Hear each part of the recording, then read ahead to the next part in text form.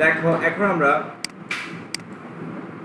Select করা দেখে দিকে আমরা একটা ছোট্ট শিটে যাই, ধরো এই যে এই শিটে লোন শিট, আমরা এটা কি করবো, প্রিন্ট করব।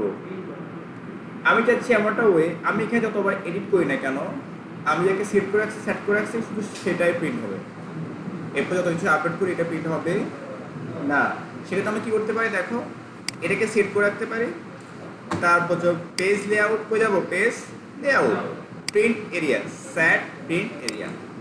আমি যত আপডেট করি না কেন আমার এটাই বারবার প্রিন্ট হবে। আমি ফাইলে যাই, আমি প্রিন্টে গেলাম, দেখো চলে আসছে, কিন্তু আমার কলামগুলো পাই নাই। সেক্ষেত্রে আমার স্কেলিং দিয়ে অল কলাম বলে দিই পেয়ে গেছে। এবার আমি আপডেট করব। কি আপডেট, এই যেখানে লিখি সার্ভার সাজু, কিছুটা ডাটা লিখলাম, ঠিক আছে। তাদের 50,000 টাকা, এ হলো 80,000 টাকা। এটা তো প্রিন্ট হওয়ার কথা, তাই না? দেখছি তাই। আমি ফাইলে দেখি প্রিন্ট হয় কিনা, প্রিন্ট হয়েছে।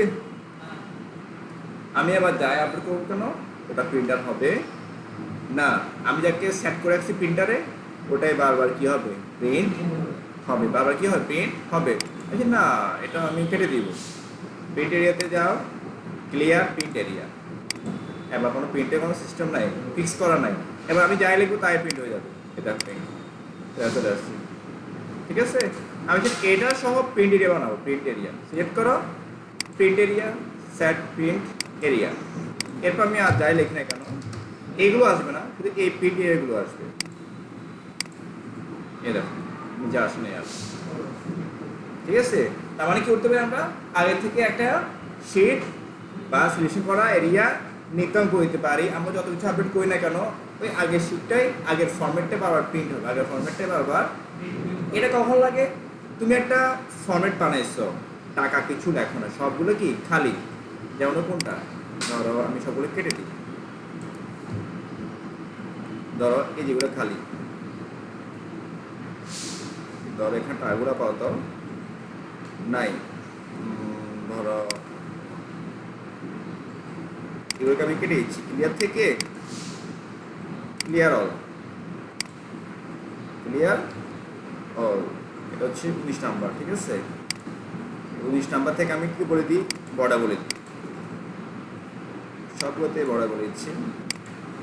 এই যে এটাকে আমি প্রিন্ট করবো, কারণ এটা প্রিন্ট করে গ্রাহক বা যার জন্য প্রয়োজন সে এটা হাত দিয়ে লিখবে, ঠিক আছে।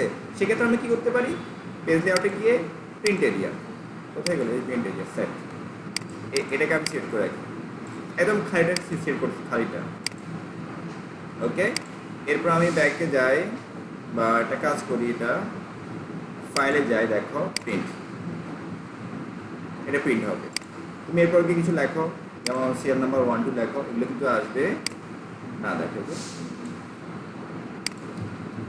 তুমি যত কিছু আপডেট করো না কেন, এগুলো আসবে না, কারণ তোমার এই ডাটাগুলো প্রিন্ট করা দরকার নেই। চলে আসছে তো, এটা কি আসছে,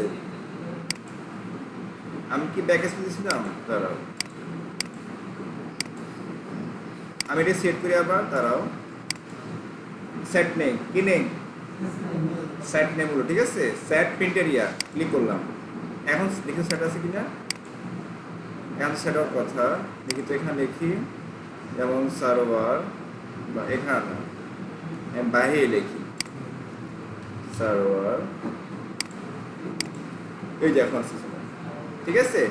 এবার দেখি এখানে লিখলে আসে কিনা। যদি আমরা এখানে লিখি, যদি আসে তাহলে আমাকে কি করতে হবে, খালি রাখতে হবে এটা। ধরো আমি এখান থেকে পেটে দেয় না, খালি রাখতে হবে, খালি রাখতে হবে।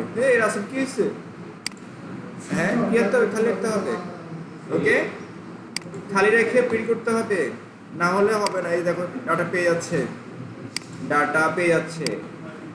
আমরা ব্যাকে যাই একটু,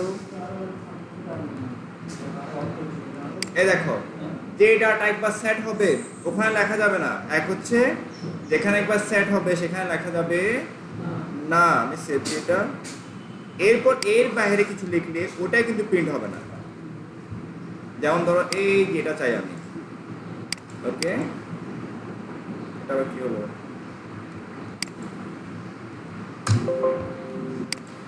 দাঁড়াটা এই যাবে আসছে। এটাকে আগে সেট করে আমি কি করি, প্রিন্ট এরিয়া দিয়ে দিই।